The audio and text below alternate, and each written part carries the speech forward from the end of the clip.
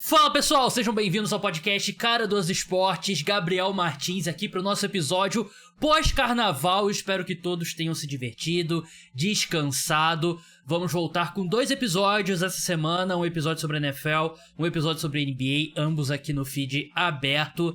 No programa de hoje, meu amigo João Eduardo Dutra aqui comigo.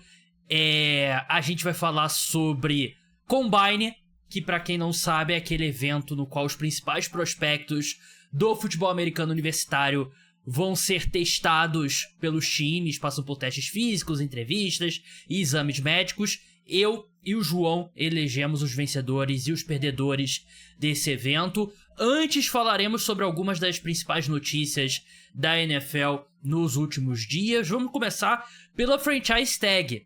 A gente já sabe quais os 2 jogadores que receberam a Franchise Tag, que é aquele artifício que os times têm quando o contrato dele expira, eles podem usar a Franchise Tag em um dos seus jogadores, pagando a ele o valor equivalente ao top 5 dos salários. Tem algumas diferenças e tal, mas basicamente é o top 5 do salário e você segura ele por pelo menos mais uma temporada, que a Franchise Tag serve, na verdade, para estender o tempo com o qual os times têm para negociar uma extensão contratual. 2 jogadores receberam: Tee Higgins, wide receiver do Cincinnati Bengals, pelo 2º ano consecutivo, e o right guard Trey Smith do Kansas City Chiefs. João Eduardo Dutra aqui com a gente, jornalista do jornal A Tribuna. Sigam ele lá no @Duca_JE. João, não surpreende esses 2 nomes terem sido os alvos da Franchise Tag esse ano, né? O Tee Higgins já era meio esperado, né? Os Bengals estão numa situação que eles não podem simplesmente abrir mão do Tee Higgins pelo nível de wide receiver que ele é. Então, se ele não for jogar no time, eles têm que trocar ele por alguma coisa ou tentar acabar com todas as opções para tentar renovar o contrato com ele. Não é, não, vamos deixar ele andar e seja o que Deus quiser. Eu não acredito que funcione assim com o Tee Higgins.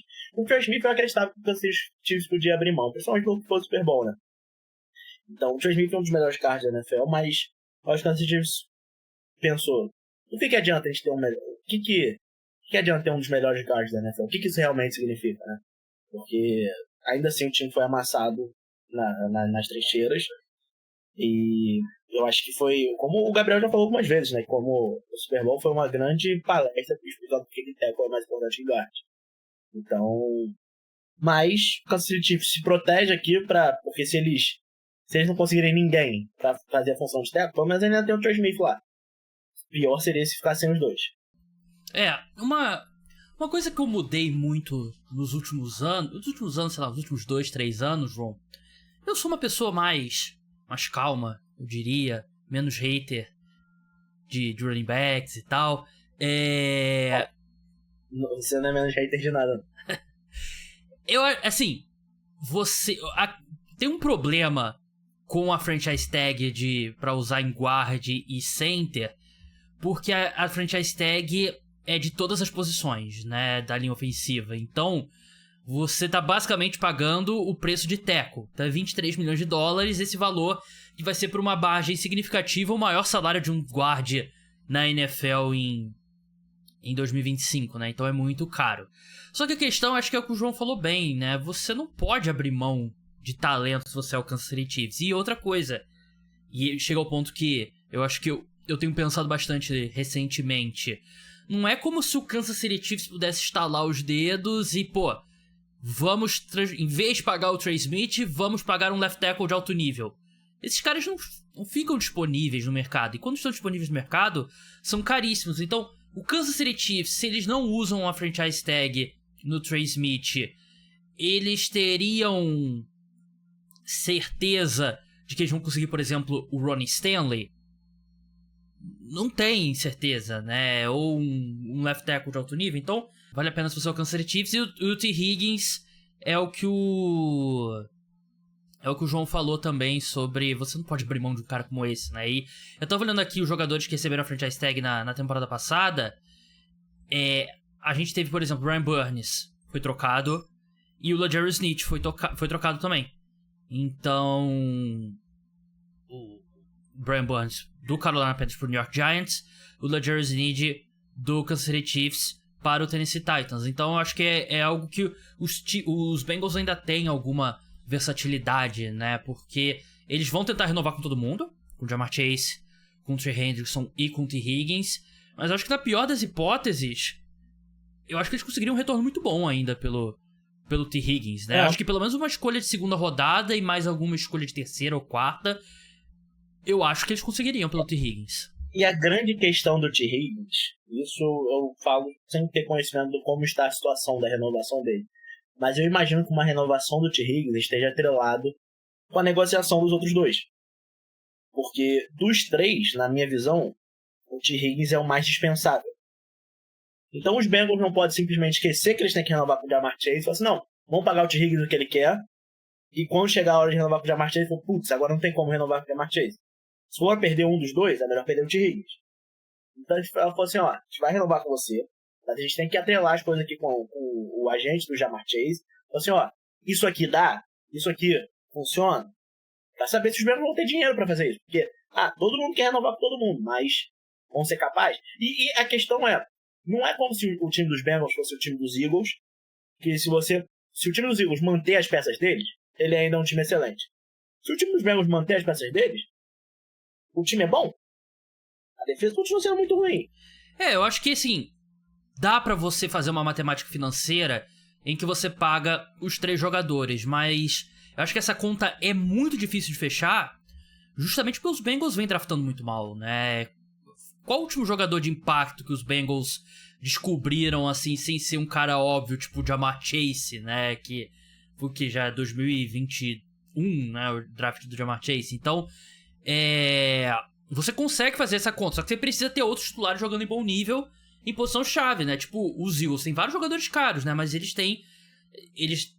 dispensaram o Darius Slay nessa semana, né? Eles vão ter... O Bradbury já tava jogando. Acho que ele nem tava jogando esse ano. Ele foi dispensado hoje. Eles têm Cooper DeJean e. Caramba, o Quinton Mitchell. Porra, os dois foram 2 dos melhores cornerbacks da NFL jogando. O Desley não jogava mais. Jogando, porra, top 10 cornerbacks da temporada. Acho que é bem seguro dizer isso, né? E contrato de calor. Então, os Bengals precisam acertar no draft. E os Bengals não precisam acertar só no draft depois da primeira rodada, não. Se você for olhar nas últimas escolhas da primeira rodada, Armário Smith não mostrou o que veio aí. Myles Murphy não é um jogador minimamente interessante na defesa.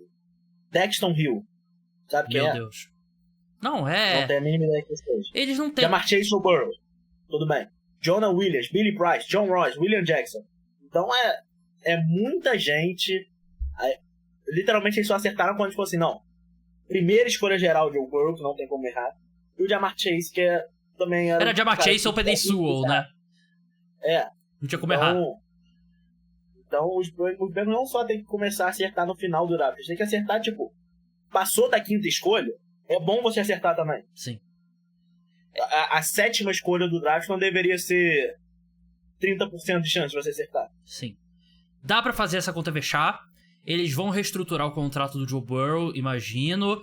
Vão empurrar dinheiro pra frente, vão dar sign bônus pra dividir esses salários, dá pra fechar. Só que se eles não acertarem no draft e não acertarem nos caras de contrato baixo no mercado de free agents, eles vão se encontrar no mesmo buraco que eles estiveram na última temporada. João, Davante Adams não é mais jogador do New York Jets, foi dispensado nessa terça-feira, deixa um dead cap de $8 milhões pra trás no New York Jets. Você sabe, você acompanha, você é torcedor do New York Jets, né? Então você assistiu de perto os últimos jogos dele. A minha percepção é que o Davante Adams ainda é capaz de jogar em alto nível. Claro que ele não é prime Davante Adams do auge, mas ele ainda é um cara capaz de gerar separação cedo nas rotas, que eu acho que é algo que a gente sempre fala sobre o Davante Adams, como é valioso um cara que, sai a jogada, 1 segundo e meio, 2 segundos, ele tá livre. Ele gera separação. Ele não vai consistentemente fazer um touchdown de 60 jardas, né? Mas ele ainda é um cara muito importante pra mexer as correntes. Eu não gostaria de ver o Davante Adams pô, decide aí, Aaron Rodgers, pra onde você vai que eu vou junto com você. Que eu acho que seria ridículo. Porque eu acho que ele é um talento... Hoje ele é muito mais jogador do que o Aaron Rodgers. E um grande wide receiver, um dos melhores wide receivers aí dessa última década. E o que eu quero dizer, ao que tudo indica, Aaron Rodgers vai pro New York Giants. É a maior probabilidade, é o favorito pra assinar com Aaron Rodgers. Eu não quero ver o Davante Adams simplesmente seguindo o Aaron Rodgers, porque eu acho que ele tem bola pra jogar na maioria dos times. Qual time que não iria querer ter um wide receiver do nível do Davante Adams, mesmo nesse estágio da carreira? Pra mim, ele ainda tem capacidade de jogar em alto nível. O que você acha, tendo assistido ele de perto? Os Jets são um time que não ia querer ter ele, né? Mas ficou meio awkward, né? Com o Aaron Rodgers saindo. Mas se eu tivesse um centavo pra cada vez que o Davante Adams tivesse criado essa situação constrangedora, eu teria 2 centavos. Sim. O que não é muito, mas é engraçado que aconteceu 2 vezes. Porque é o segundo time que ele vai, não, vou lá pra jogar com o meu parceiro, quarterback. É estranho essa situação do Davante Adams, porque na minha visão ele era um dos melhores wide receivers da NFL há 3 anos atrás? Sim. 3 anos atrás ele era, e ele decidiu por essa linha de carreira que não, eu quero jogar com meus parceiros, que eu quero jogar com o Derek Carr, depois não deu certo. Aí ficou lá nos Raiders, que é tipo puta situação constrangedora. Ele queria ir embora de qualquer jeito, ele só queria estar lá pra jogar com o Derek Carr. Conseguiu ir jogar com o Aaron Rodgers nos Jets, só que também aconteceu a mesma coisa. Então a gente nunca conseguiu ver o Davante Adams. Não, como é que é o Davante Adams fora dessa situação? Qual a decisão que ele vai tomar? Porque todas as decisões que ele tomou foram pensadas nisso. Então a gente nem sabe se a pior decisão é sempre a próxima, né? Exatamente, então a gente nem sabe se ele quer isso. Não é tipo, não. Em nenhum momento ele pensou em ir pros Raiders pra vencer o Super Bowl. Em nenhum momento passou isso pela cabeça dele. Não, tô indo pros Raiders, pô, baita time bom, tô aqui, eu acho que eu vou contribuir pra esse time chegar longe. Não, ele quer jogar o Derek Carr. Mesma coisa com o Jets. Quer jogar o Aaron Rodgers. Então, todos os movimentos da carreira do Davante Adams dizem isso. Dizem, eu não tô muito preocupado em achar a melhor quantidade de dinheiro ou o melhor time. Eu quero ficar confortável ali com o meu quarterback. Então... E o Aaron Rodgers quer isso também. O Aaron Rodgers tá doidinho pra levar o Davante Adams quando quiser. E o Derek Carr também aceita o Davante Adams lá em New Orleans. Então, não sei se ele vai fazer muito diferente disso, não. Eu gostaria de ver ele, tipo, no Buffalo Bills. Sei lá... Los Angeles Rams, que vai, ao que tudo indica, vai trocar o Cooper Kupp, né? O Detroit Lions, sei lá, eu acho que um time de ponta, né? O Kansas City Chiefs também, né? Que DeAndre Hopkins e Hollywood Brown são free agents, né? Então, eu acho que ele é... Sei lá, cara, o Davante Adams, ele se provou sem o Aaron Rodgers, né? Ele jogou bem nos Raiders sem o Aaron Rodgers, né? E meio que será que ele age meio como... Porra, sem o meu Aaron Rodgers eu não consigo? É meio bizarro. Eu acho que por anos tinha aquela coisa, pô, o Davante Adams, ou ele é produto do Aaron Rodgers. Aí ele vai jogar... E sabe o que é mais... Sabe qual é? Só desculpa de novo, pessoal, um detalhe que é muito interessante da situação. Ele deixou o Aaron Rodgers. Sim. Em um momento da carreira dele, ele falou, eu não quero mais jogar com o Aaron Rodgers, eu quero ir pro Las Vegas Raiders. Não é como se, não, a gente aqui, ride or die até o final, sempre jogamos junto. Não, em algum momento da carreira dele, ele falou assim, não quero mais jogar aqui. Eu acho que ele meio que leu os sinais, sabia que o Aaron Rodgers ia meter o pé, e ele não queria ficar pra apagar a luz, né? Não queria passar a chave por debaixo da porta, né? Só que ele não contava o que ia acontecer nos Raiders, e aí, sei lá, eu acho que ele tem futebol americano ainda pra ir pra um time de verdade e jogar em alto nível, não precisa ficar dependendo de Aaron Rodgers, não precisa ficar dependendo de Derek Carr. Vamos passar pra vencedores e perdedores do Combine. Antes, lembrando, se você quer escutar mais episódios do podcast Cara dos Esportes, episódios exclusivos, se torne apoiador, tem grupo no WhatsApp para apoiadores, dependendo do plano que você escolha, tá tudo no link na descrição, caradosesportes.com.br, os meus textos também. Publiquei um mock draft do João Eduardo Dutra na sexta-feira de carnaval, que se você ainda não foi lá e leu, leia. O João, eu sei que ele tá trabalhando num outro mock draft, então siga ele lá no Twitter dele, @duca_JE. Ele não twitta só sobre WWL, ele twitta sobre futebol americano também às vezes. João, posso começar? Eu tenho um perdedor e um vencedor que estão atrelados, que eu quero ouvir a sua opinião também. Posso tentar adivinhar qual é? Pode. Jackson Dart de Shedeur Sanders. Não, na verdade eu coloquei Ken Ward de Shedeur Sanders. Porque eu acho que a gente sai do Combine com assim, a gente via uma classe de 2 quarterbacks. Eu acho que a gente sai do Combine com a classe tem o Ken Ward, depois os demais. Eu acho que... E assim, é curioso que nenhum dos dois participou do Combine. Eles só fizeram as entrevistas. E o que saiu... Eu vi o Todd McShay, né, que é um analista muito respeitado de draft, né, trabalhou muitos anos na ESPN, agora ele trabalha no The Ringer. Ele disse que conversou com vários times que ficaram com uma impressão muito ruim do Shedeur Sanders nas entrevistas, né? Ele meio desinteressado, não impressionou nas entrevistas. Enquanto o Ken Ward parece ser um cara mais adulto e tal. Então eu não acho nem uma questão do Ken Ward ter subido.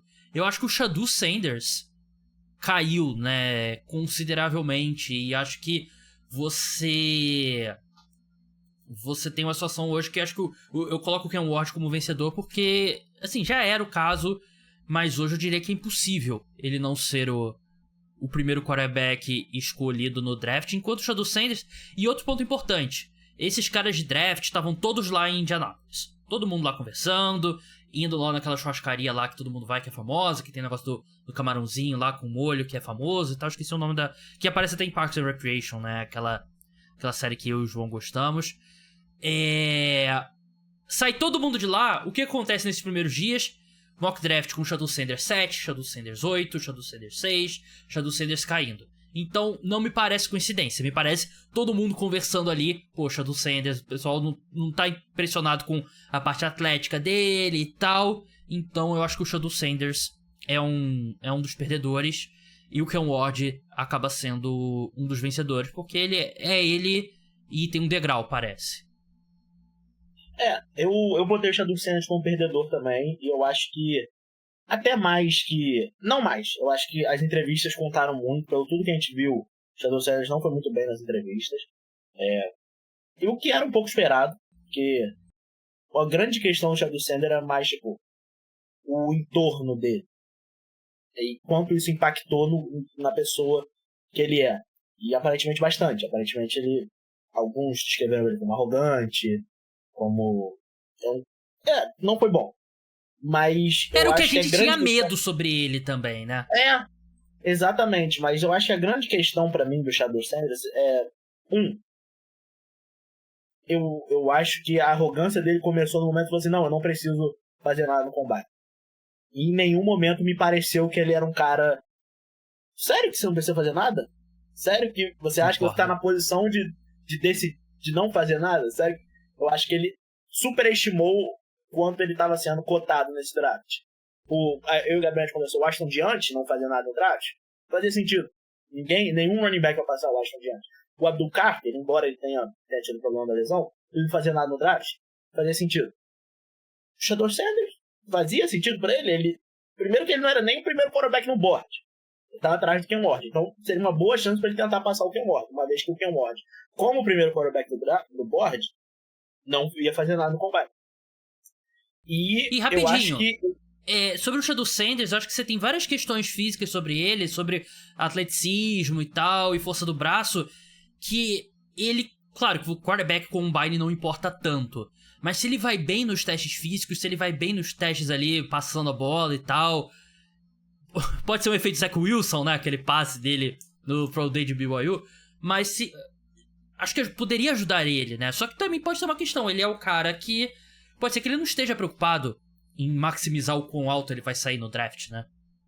Exatamente. E a minha outra questão do Shedeur Sanders é não só ele superestimou o quanto ele valia nesse draft, eu acho que ele subestimou também quanto os outros quarterbacks valiam. Porque Eu acho que é naquele filme Zumbilândia, que falam isso, que quando você tá fugindo de um zumbi, você não precisa ser o cara mais rápido do mundo. Só precisa ser mais rápido Bom filme. do que o cara que tá correndo junto com você. Então, o Ken Ward não precisa ser o melhor franchise quarterback do mundo. Ele só precisa ser melhor que o Shador Sanders. O Shador Sanders, por sua vez, ele tinha que ser mais rápido que Jackson Dart, que Green Ewers, que Will Howard, Jalen Miro. São os caras que estão atrás dele. Seu Will Howard, inclusive, hein?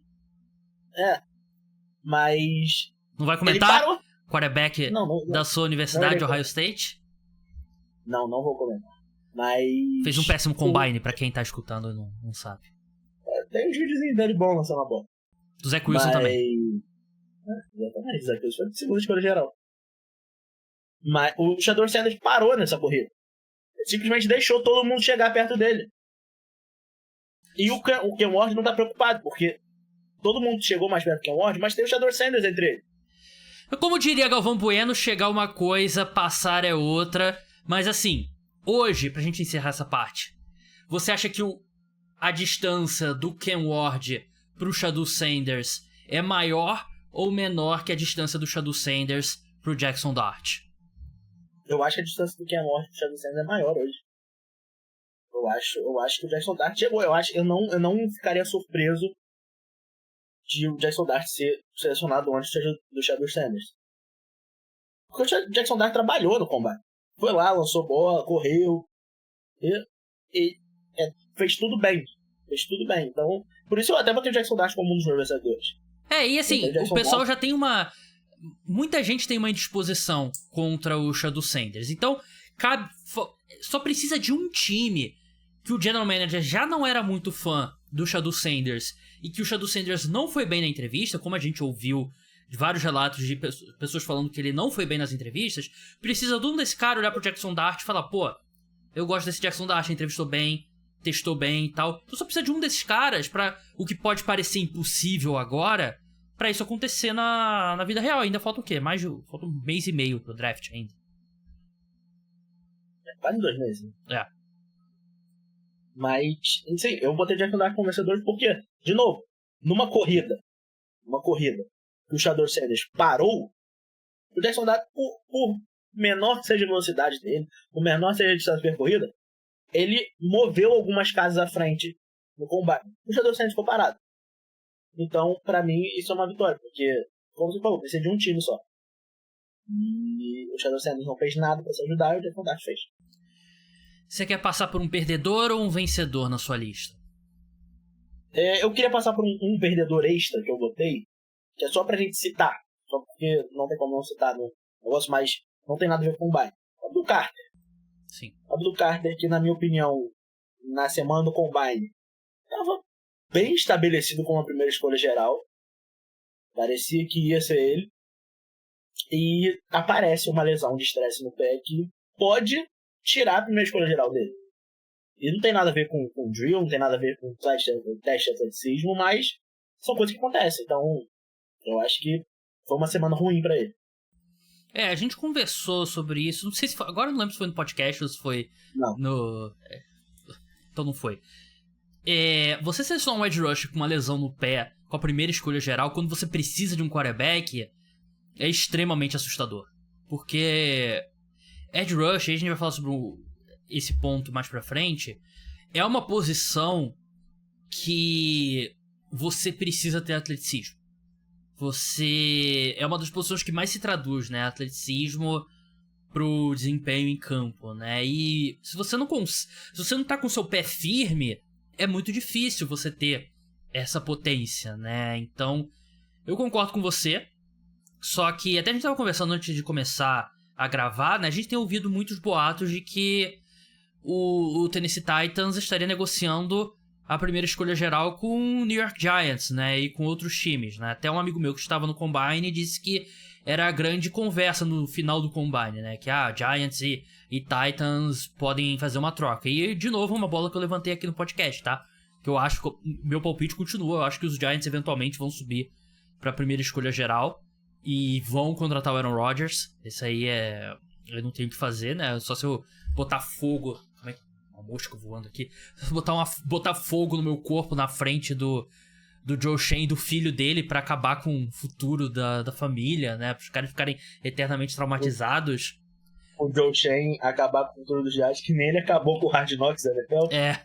Foi tão ruim o Hard Knocks dos Giants que agora nenhum time quis fazer e vai ser o Hard Knocks da Universidade de North Carolina, né? Com o Bill Belichick. Foi pra baixo, os caras desistiram. Desistiram também de North Carolina? Só tinha visto. Puta que pariu. Enfim, Giants acabando com a indústria audiovisual do futebol americano. Mas voltando ao ponto. Eu acho que é mais difícil você fazer essa troca se você não tem 100% de certeza no Abdul Carter, né? E esse negócio de lesão por estresse... Eu conheço um tipo de lesão por estresse que é fratura por estresse. Mas eu sinto que o fato de eles não usarem a palavra fratura é algo bem controlado do agente passando pros repórteres e tal. Ele não vai precisar passar por cirurgia, mas mesmo assim me assusta. Mas é uma opção. Falaram que poderia passar por cirurgia, mas ele quer testar no Pro Day dele. O Sim. que talvez não seja bom, porque talvez seria melhor, tipo, resolve logo essa parada. E depois a gente vê o resto. Mas, e ele ainda tinha uma lesão no ombro. Sim. Na semifinal do college football ele jogou bem com um ombro só. A gente já sabia que ele não participaria do Combine por conta do ombro, né? Sim. Então é mais uma coisa. Então, de novo, quando ele não vai deixar de ser o melhor edge rusher do draft. Mas quando você drafta um não quarterback com a primeira escolha geral, ele tem que ser muito, muito tiro certo. Você não pode draftar um cara que você não tem com certeza que não é quarterback. Quarterback é isso, você tenta. Você vai tentar até você morrer ou até ser demitido. Mas quando você opta por não draftar um quarterback, tem que ser um tiro certo a primeira escolha geral. Você não pode, não vou ver qual é desse cara, vou ver. Se ele tem uma bandeira vermelha grande, como o Abdul Carter mostrou que tem lesão, eu não sei se os Titans vão se comportar com essa escolha. Cara, assim, o Gabriel torcedor quer muito que o Tennessee Titans abra a mão de selecionar um quarterback, né? Seja trocando a escolha pros Giants ou selecionando um quarterback. O Gabriel analista acha loucura o Tennessee Titans. Eles não têm quarterback e tem a possibilidade de selecionar o Ken Ward. Eu acho loucura. Eu acho que você pelo menos tem que trocar pra baixo. Porque eu acho que você não maximiza o valor da primeira escolha geral selecionando um não quarterback. Acho que se eles gostam muito do Abdul Carter e do Travis Hunter, eu acho que trocar pra baixo com os Giants faria todo sentido, porque aí você consegue um capital extra de draft, de repente 2 escolhas de segunda rodada e um dos dois, né? Cara, eu acho que os Titans têm muitos buracos pra olhar e selecionar o Abdul Carter com a primeira escolha geral e se você pode... Quarterback virou meio que isso, né? Você vai tentando até você achar, né? Então seleciona o Ken Ward. E se der errado, você seleciona. Que a sensação que eu tenho de longe é que meio que quando você seleciona o quarterback, meio que começa um relógio na cabeça do general manager, na cabeça do técnico. E aí se ele não dá certo, o dono já vai olhar na próxima season, pô, e aí? E é um general manager novo, né, do Tennessee Titans. Então, se você empurra selecionar quarterback pro ano que vem, eu acho que te dá mais segurança no cargo. Você não selecionar quarterback é uma desculpa das franquias. Não, a gente não tem quarterback, a gente não achou ainda o cara.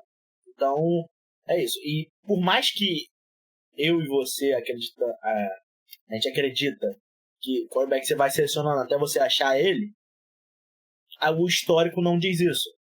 O histórico diz que é muito pior você errar com quarterback do que você errar com outro jogador. Sim. Se um regime erra numa seleção de quarterback, 90% das vezes o regime tá morto. Difícil ver um regime que sobrevive a uma escolha errada de quarterback. Mas se você erra num edge rusher, mais fácil você virar a cara. Mais fácil você virar a cara. O Trent Baalke quase sobreviveu, né? Ao Travon Walker, né? Sim. No Jacksonville Jaguars. Eu vou pra um vencedor aqui da minha lista, João. Eu tenho 2 vencedores só, esse é o segundo. Acho que tá na lista de qualquer vencedor aí. Não sei se você colocou. E se você não colocou, foi por mero preciosismo, porque sabia que eu ia colocar aqui. É o Sherman Stewart, né? O edge rusher de Texas A&M. Existe uma métrica chamada RAS, R-A-S, né? Que é nota relativa de atleticismo, né? Que eles pegam todos os testes físicos do jogador, jogam numa fórmula que eu não sei como funciona. E as medidas físicas dele também. Altura, peso.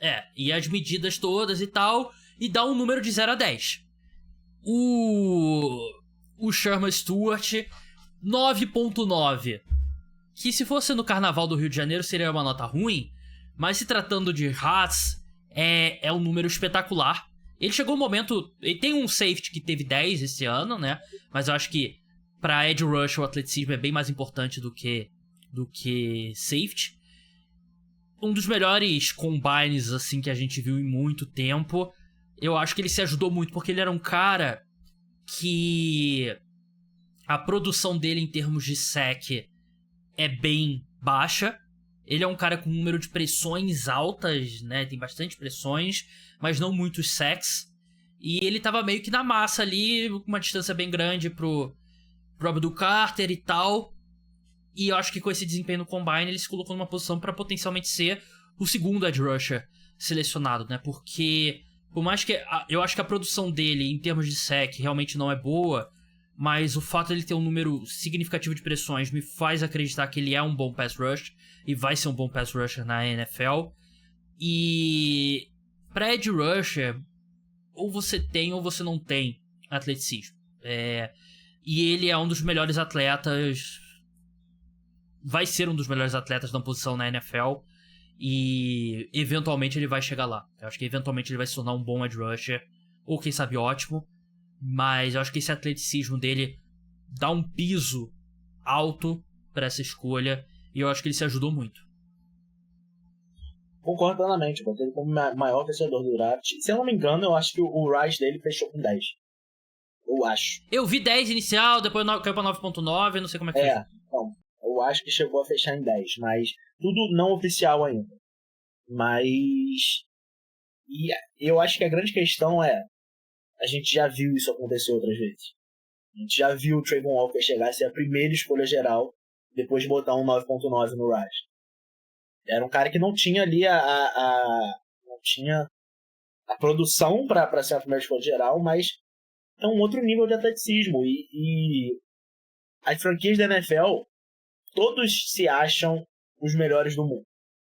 Qualquer GM que se acha lá, se acha o melhor GM, qualquer head coach acho que é o melhor head coach. Então eles veem um cara assim, eles já ficam esfregando as mãos e falam assim, pô, imagina o que eu posso transformar ele. Porque, sem dúvida nenhuma, o teto dele é muito alto com esse nível de atleticismo. Mas nem sempre isso vai ser transformado em produção. Mas, uma coisa, eu acho que é mais fácil você ensinar o Shamar Stewart a usar as mãos na briga com o tackle, a fazer um spin move, do que você ensinar outro edge rusher a ter o atleticismo dele. Porque isso não vai acontecer. Tem como ensinar o jogador a ter o braço mais longo? Não tem como. Will Johnson gostaria. Não vão ensinar ele a ter o pulo, a distância do Shamar Stewart. Então é um cara que se aproveitou muito bem do Combine. É pra isso que o Combine serve. É pra gerar esse tipo de cara. Então, eu acho que o Shamar Stewart hoje, ele é um cara que entrou ali no top 10. Tu viu a história... Tu viu a história sobre o Will Johnson, né? Que é o Will Johnson, o tackle de LSU, agora me deu... Will Campbell. Will Johnson é o cornerback de Michigan. Não, é o Will, por isso que eu confundi. Mais uma dupla de jogadores que eu vou confundir nos próximos anos.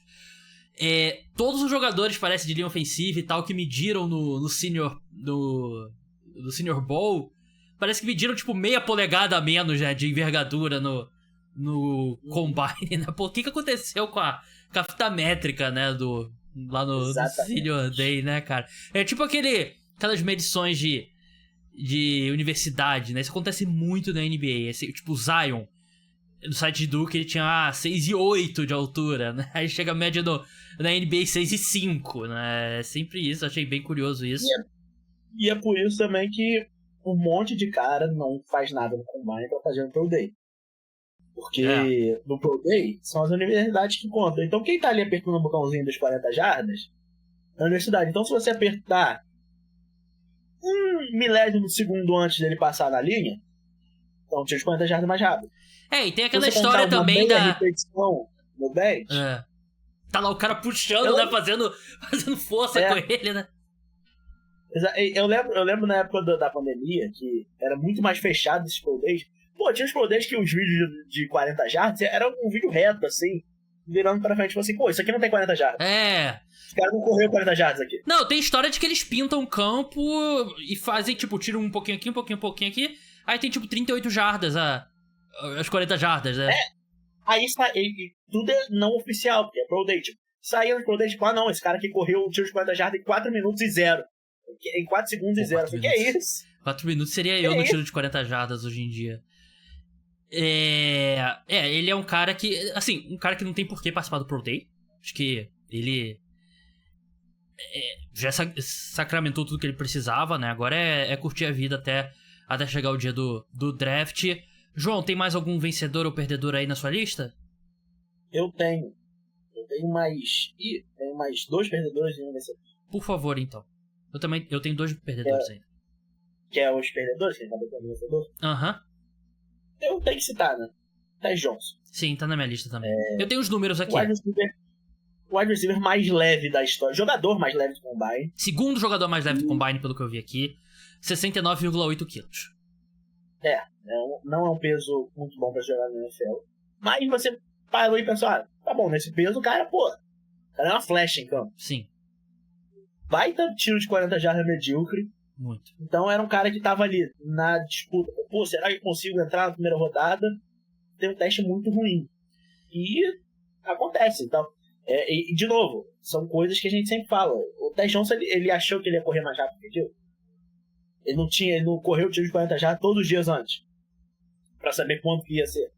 É bizarro. Na situação, ele não pode correr o tiro de 40 jardas.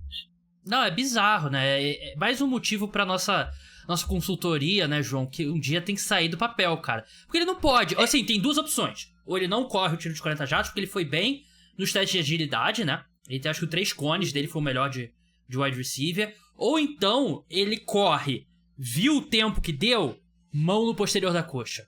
Na hora, me machuquei ali, senti ali a fisgada. E ele também, tudo bem, eu não sei se esse é o peso real dele, de jogo. Porque tem muita essa variação na NFL. O peso de jogo, o peso que o cara aparece, tudo. Não pode dar essa margem pros caras. Ele emagreceu em relação ao Senior Bowl. Ele perdeu parece que 2 quilos. Antes do combine, tinha que ir lá naquela churrascaria do Parks and Recreation, encher a barriga de comida, vai pesado. Bebe 3 litros d'água.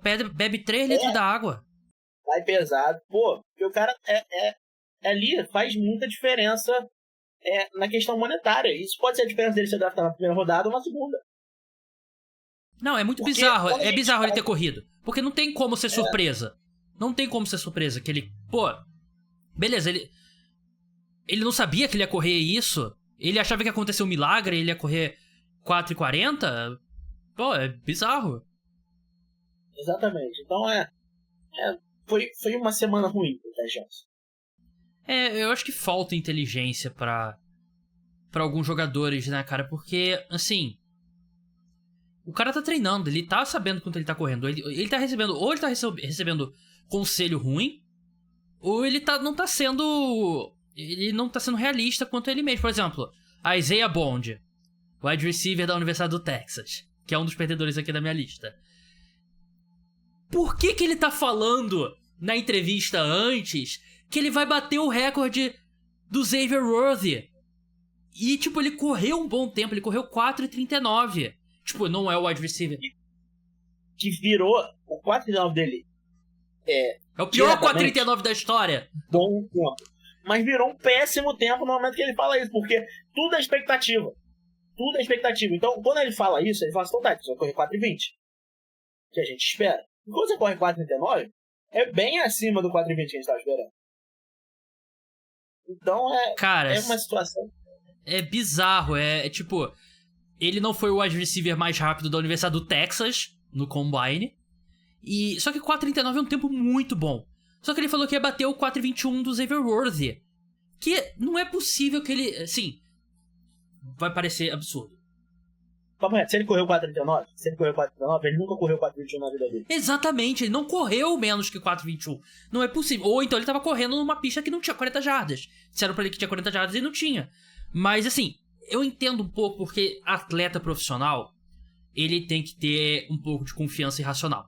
Eu acho que nenhum cara chega nesse ponto sem ter confiança irracional. Só que eu acho que nesse ponto tem que ter alguém racional. Tem que ser baseado em alguma coisa. Mas tem que ser baseado em alguma coisa. Tem que ter algum tipo de amarra com a realidade na sua confiança irracional. Aí, assim... Não pode ser pura e simplesmente vozes da minha cabeça me disseram que eu vou correr mais rápido. Porque, ele acha que, vai acontecer um milagre, ele vai correr 4,19. Ele vai correr, tipo, literalmente acima dos principais velocistas do mundo. É bizarro.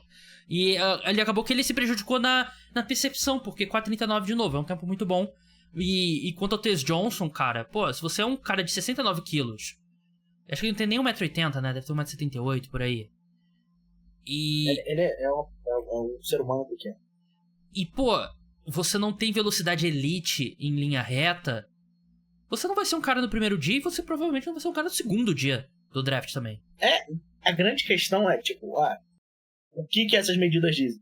Talvez ele seja um bom slot receiver. Sim. Ele corre rotas bem, ele não é tão grande.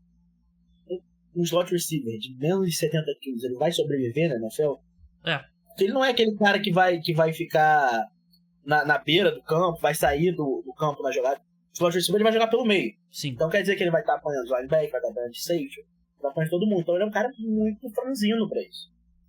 Sim. Então você vê os slot receivers que são brabos, né? O Cooper Kupp não é um cara alto. Mas, ele é grande.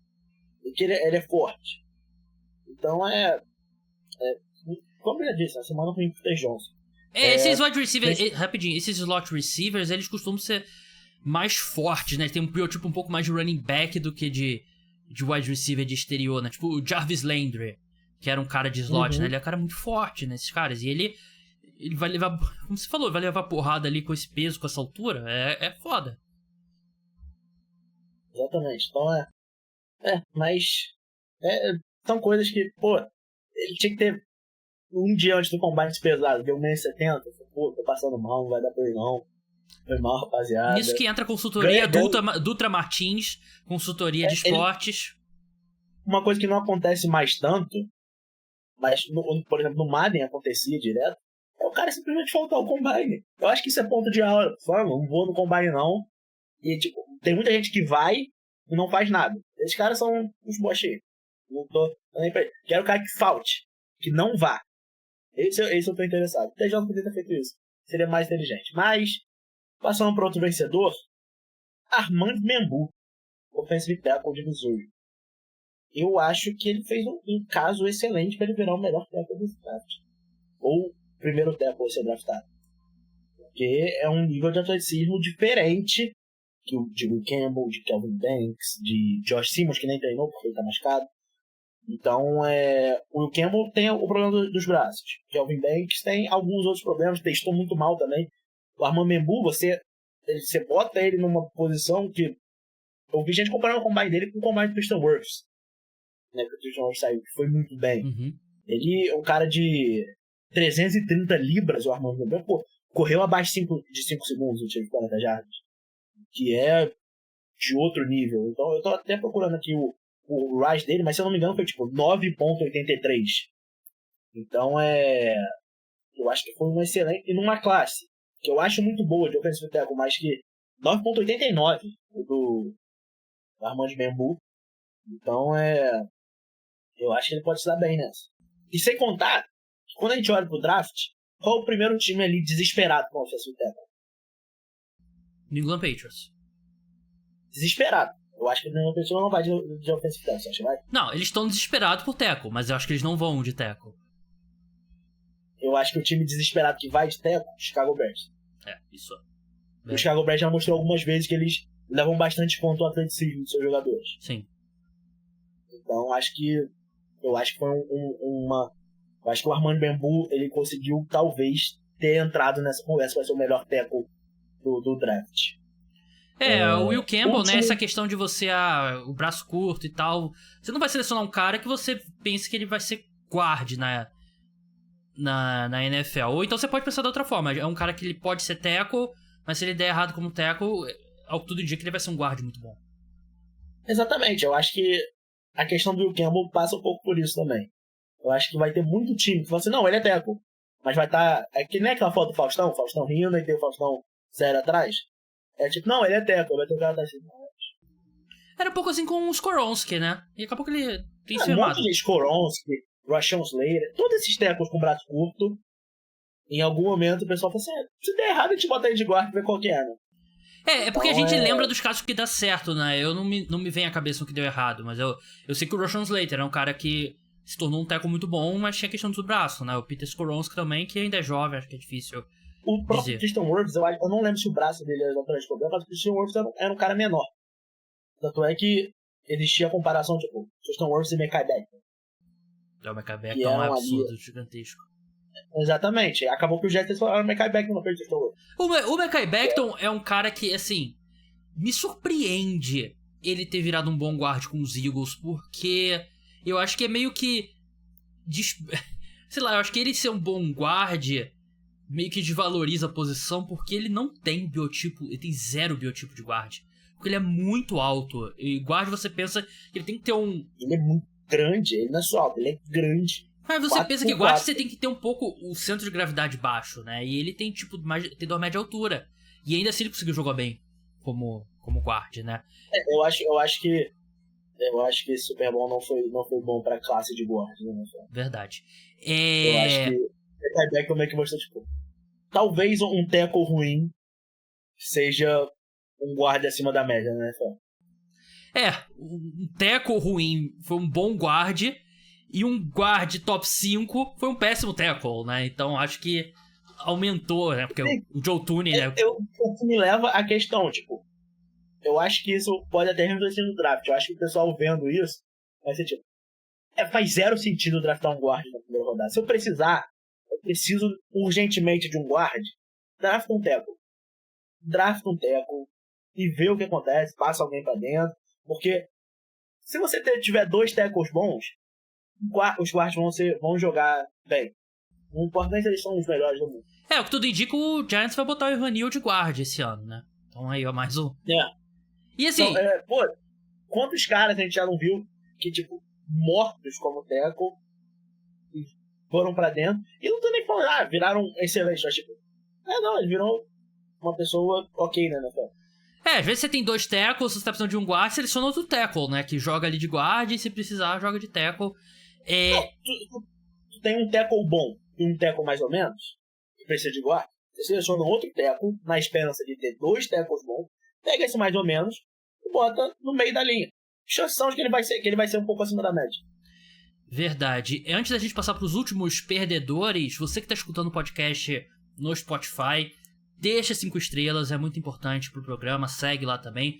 Se você estiver no YouTube, deixa like, deixa comentário, se inscreve no canal. João, qual o seu último perdedor? Falando em guard, meu último perdedor foi o Tyler Booker, guard de Alabama.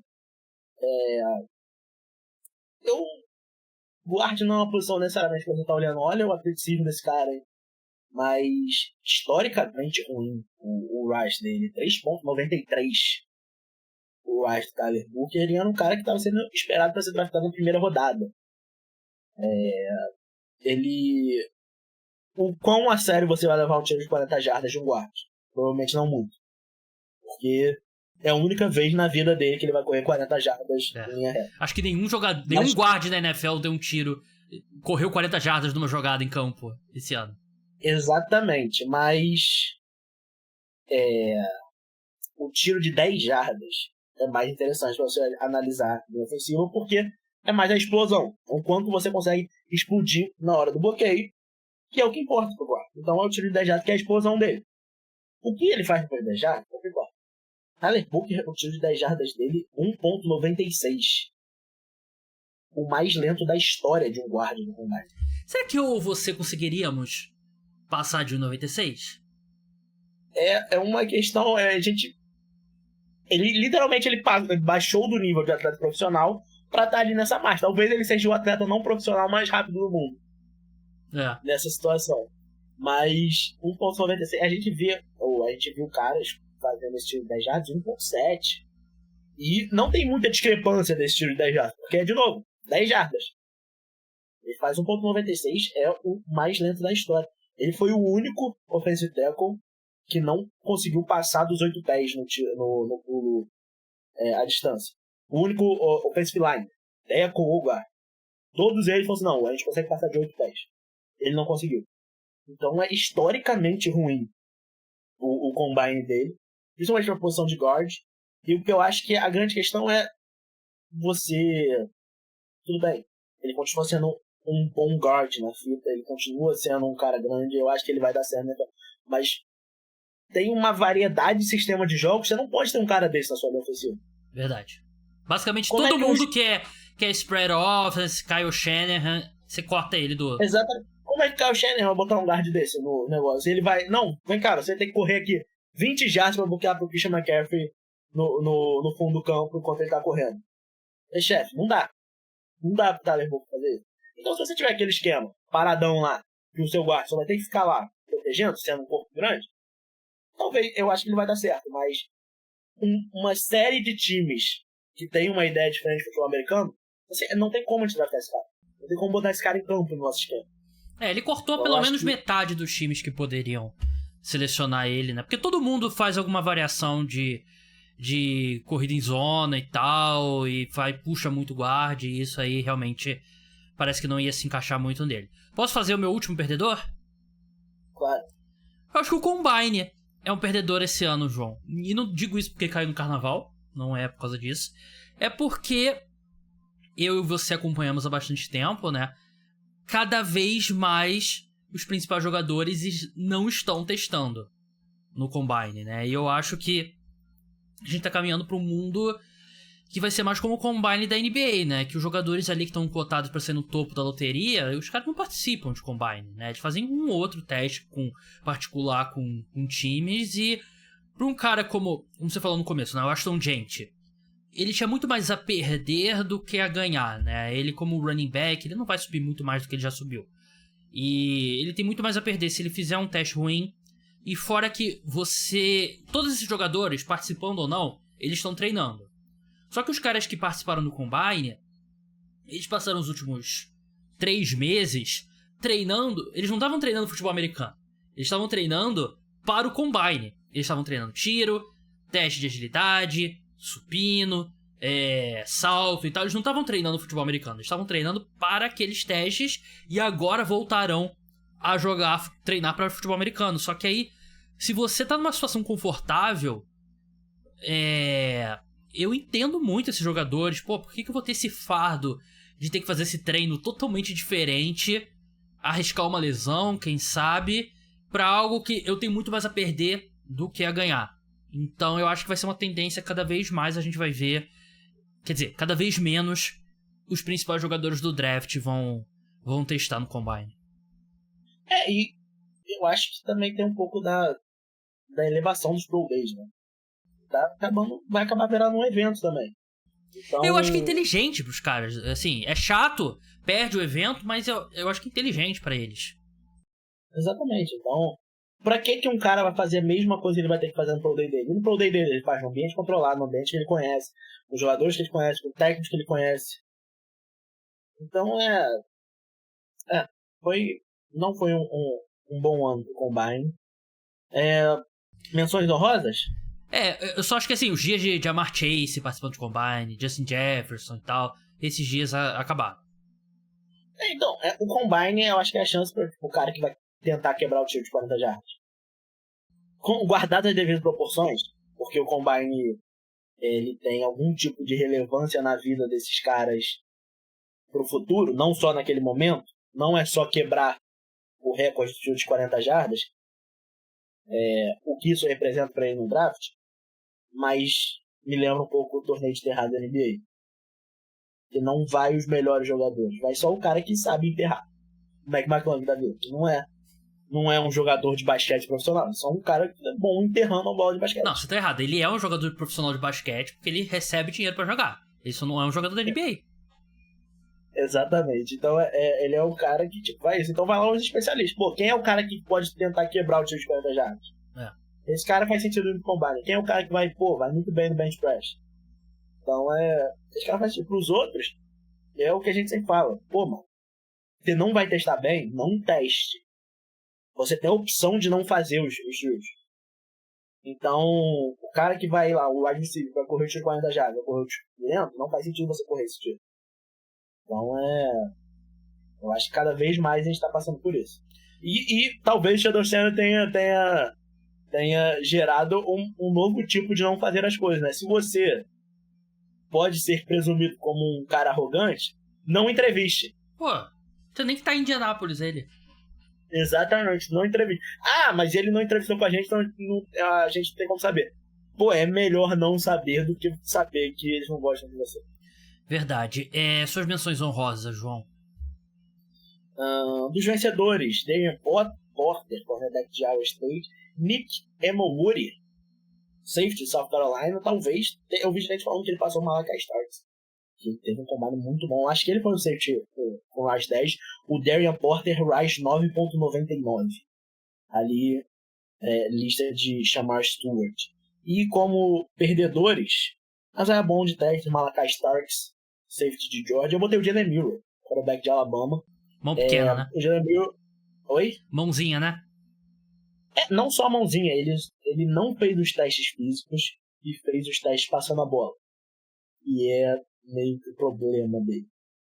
Então, ele foi mal nos testes passando a bola. Quarterback, né? Pequeno detalhe pro quarterback. Exatamente. Eu acho que, era a chance dele de falar assim, não, vou mostrar no que eu sou bom, que eu acho que ele ia correr um baita tiro de 40 jardas, melhor que qualquer quarterback.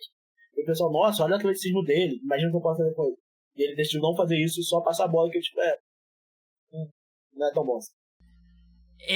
Quando tem aquele gauntlet, né, que é aquele teste que o wide receiver ele corre assim, aí pega uma bola aqui, pega uma bola aqui, pega uma bola ali e tal. Quem tá passando a bola são os quarterbacks ou é tipo os assistentes lá? Eu acho que são os quarterbacks. O Jalen Milroe, a mão dele menos de 9 polegadas, né? Teve um quarterback que eu vi que tipo, ele entre o Senior Bowl e o Combine, a mão dele, tipo, cresceu 1/4 de polegada, né? Tipo, porra, os caras fazem alongamento pra mão, né? Será que tem, né? Os caras fazem... E a questão da mão, ela é muito cientificamente provada na NFL. Só que é uma grande piada. Mas importa. É muito engraçado você ouvir falar assim, pô, lembra do Joe Burrow, que ele falou que ia se aposentar porque a mão dele foi pequena? Mas e o Kenny Pickett? Kenny Pickett... Mas aí que tá a questão, tu vai realmente atribuir o Kenny Pickett não ser um bom quarterback, o Kenny Pickett ser um quarterback vencedor do Super Bowl, aí ter irmãos pequenos? Verdade, tem esse ponto. João Eduardo Dutra, sigam ele no Twitter, @Duca_JE, leiam os textos dele se você é de Niterói, no jornal A Tribuna. Grande abraço, João, e até a próxima. Valeu, gente. Obrigado. Então é isso, pessoal. O podcast Cara dos Esportes volta amanhã, quinta-feira, com um episódio sobre NBA. Semana que vem, programação normal. E na outra semana, a gente vai ter um episódio indo ao ar no dia 16, que vai ser pré-gravado, provavelmente na sexta-feira, dia 14. E dia 16 eu estarei de férias, então não vai ter podcast. O podcast volta no dia... Calma aí, uma semana, 2 semanas... O podcast vai voltar provavelmente ali, primeira semana de abril. Acho que é dia 6 de abril que o podcast volta. Vou tirar umas férias que eu mereço. Primeira férias em 6 anos de Cara dos Esportes, então estejam avisados. Um grande abraço, tchau.